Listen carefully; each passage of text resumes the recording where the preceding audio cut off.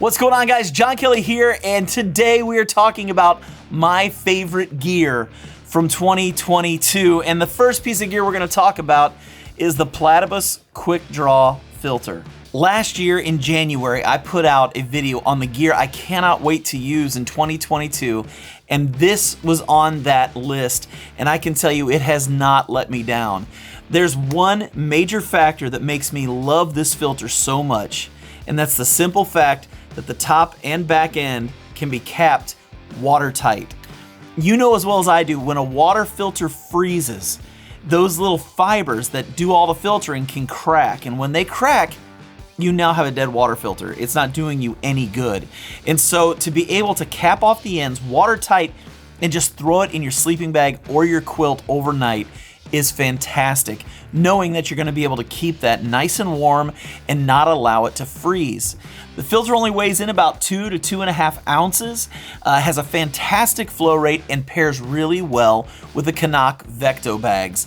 That's my personal preference when it comes to dirty water bags. Now, you can also buy this with a dirty water bag that can come with it.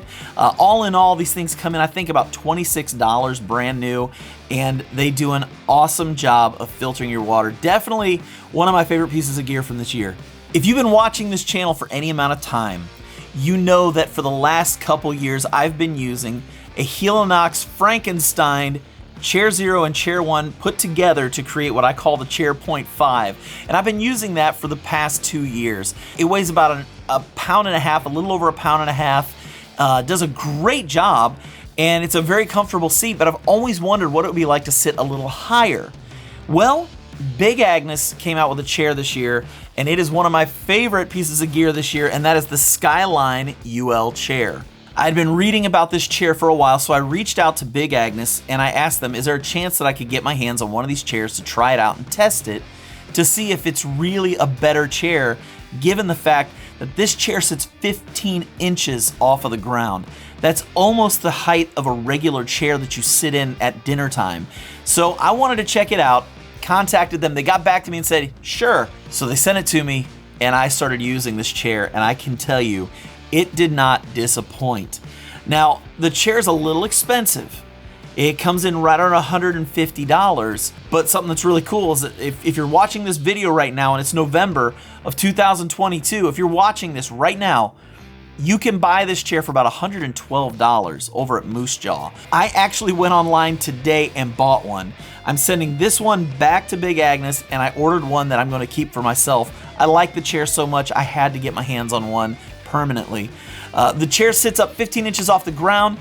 It's extremely comfortable. It's one of those chairs where you don't feel like you're having to recline back too far, and it's an all metal construction. There are no plastic joints or areas on the chair. All of the parts of the chair are made of metal. Just a couple of weeks ago, I was at the Foothills Trail with a friend of mine who had a Helinox Chair 0, and one of the plastic joints broke in his chair within the first 2 miles of the trip when we sat down to eat lunch. I don't have to worry about that with this one because of the way it's constructed. It's very durable, it's very comfortable, and it is really, really stable.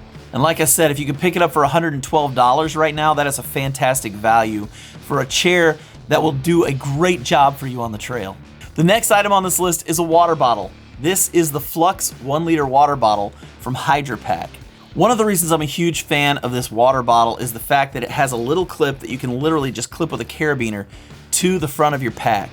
You don't have any special pockets or anything like that to put that on your backpack, and it's right there whenever you need it.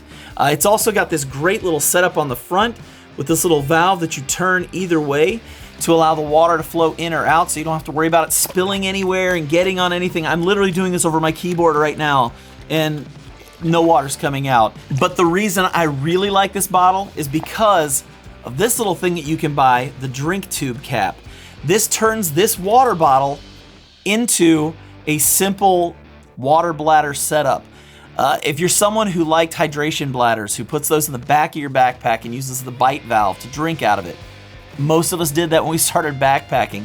This gives you the ability to do that using this bag, and one of the best parts about it is the cap fits perfectly on it, and because it's a collapsible bottle, you don't have to have a tube on the inside of the bottle for it to work. The other thing that's great unlike having a water bladder in the back of your backpack, is that as this gets smaller, you can see how much water you have left, and there will be no surprises on trail when you're starting to run out of water. I've genuinely enjoyed using the two of these together this year, and just having the ease of the bite valve system as opposed to having to pull a water bottle out and drink from it has been awesome on all my hikes this fall. Up next on the list is the Vario jacket from Outdoor Vitals. This is a jacket that I got a few months ago, and it's become my everyday jacket. Now that the weather has gotten colder, I'm literally wearing this to work with me every day, also wearing it on trail when I go backpacking. It's become my favorite insulated jacket. It's made with synthetic insulation, so if it does happen to get wet, you don't have to worry about losing the insulative qualities of the jacket. Also, it's got a DWR coating on it, so it does shed a lot of water first. It doesn't immediately soak into the jacket. It's also got some really nice thumb loops, big pockets. It's a fantastic jacket. And if you're shopping right now for a jacket, this is definitely one I would say to go check out. It's not as expensive as, say, your Ghost Whispers and some of those jackets, but it's also not as inexpensive as your Decathlon jackets. But as far as a great synthetic lightweight jacket goes that you can use 3 seasons, this one right here is absolutely my favorite. The next item on this list is a hiking umbrella. This is the Gossamer Gear Light Trek hiking umbrella. It weighs in at about 6.6 ounces, and I can tell you, now that I've hiked with an umbrella, I completely understand the hype. Now, I never understood what all the hype was about using an umbrella on trail until I used an umbrella on trail. You all know as well as I do, when you're hiking in warmer weather with a raincoat on, you're not getting wet from the rain, but you are sweating like crazy in your raincoat, and everything's getting wet anyways, and it's almost, why not just leave the raincoat off? But the truth is, when you use an umbrella, you're staying dry and you're not sweating from all of the heat of having a raincoat on. Having an umbrella on trail is amazing.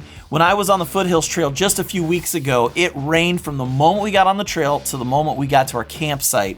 And this thing allowed me to just keep my raincoat standing open, and I didn't sweat like I normally do when I'm wearing my raincoat. And at one point, I finally just took the raincoat off when I realized with the umbrella, I didn't even need it. At only 6.6 ounces, this is super lightweight, and I can just tuck it into the sternum strap on my backpack while I'm hiking, and it stays in place. I don't need any special gear to hold it in place or anything. It just stays there, and it keeps me completely dry. It even sits over the back of my backpack, keeping anything that I've got strapped to it dry as well. I am a believer in the umbrella now, and I will tell you point blank, if you want to stay dry and you don't want to sweat inside a raincoat all the time, maybe check out an umbrella. Also, if you're in some open fields or desert hiking, these umbrellas are fantastic for some additional shade. I'm a huge fan of the umbrella. If you're into these gear videos and want to find out more about tips and tricks that you can use while backpacking, why don't you go ahead and subscribe to the channel, hit that notification bell, and find out every time one of these videos drops. And now let me show you the most expensive piece of gear that I fell in love with this year. I'm using a new backpack this year, and it's this one. This is the Z-Packs Arc Haul 60-liter Ultra backpack. I got my hands on this earlier in the year, and I will tell you point blank, I have fallen in love with this thing. Now, I've already done a full review video on this backpack. You can link to that at the end of the video. But what I will tell you about this backpack that I love, it is super lightweight and it can carry a lot of weight. It weighs in at only 20 ounces and it can carry up to 40 pounds of weight. And I had a lot of people ask me on my review video in the comments, can it actually carry 40 pounds? I don't know about 40 pounds, but I know for a fact that it can carry 38 pounds very comfortably, because when I was on the Foothills Trail, we had a lot of food packed in our bags, and our bags were heavy. And that pack held 38 pounds like a champ. It was really comfortable. It was an amazing ride for a backpack that only weighs 20 ounces. It's made with ultra fabric, so it's super waterproof. It's not 100% waterproof because no backpack is, but this thing took a lot of water on it when we were out there hiking on the Foothills Trail and nothing got in. Love the backpack. It is expensive. This backpack comes in at $400, but I will tell you, for the weight and the durability and the ability to carry that much weight, it's not a bad price for a backpack. I know a lot of people complained about older versions of this pack that were made with Dyneema and it falling apart and all these different things. I have been using this backpack the entire year, and I can tell you, it still looks and feels brand new. I'm so glad I was able to get my hands on it, and I can't wait to use it more in 2023.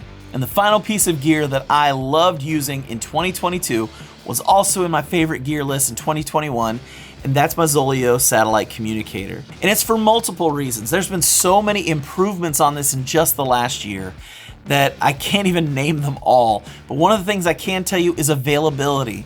This is now available in Europe.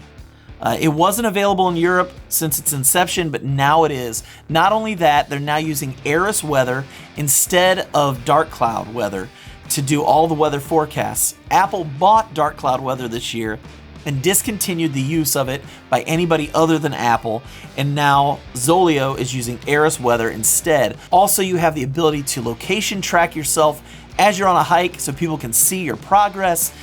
You can use this for SOS functions, simple communication, and it can save you in a huge bind. While I was on the Foothills Trail just a few weeks ago, we had to come off the trail early due to one of our guys' tents just being completely flooded, and the weather was going to turn south later in the week due to a tropical storm. So we knew we needed to get off the trail. Nobody had phone service, but I had the Zoleo with me, and I was able to call out and get a hold of Taz, the notorious shuttle driver there at the Foothills Trail, to come and pick us up off the trail and take us back to our car so we could head home. If I didn't have the Zoleo satellite communicator, we would have not been able to get a hold of anybody. It came in huge for me in that situation, and for that reason alone, I can't help but say this is a great piece of gear. And if you don't have a satellite communicator of some kind, I would highly suggest you find one. Definitely check out the Zoleo. It's my personal favorite. So what are your favorite pieces of gear from 2022? Please leave those in the comments below. I would love to know the new things that you guys discovered this year that you are using out on trail. And with that said, stay strong, hike long, and I will catch you on the next go-round.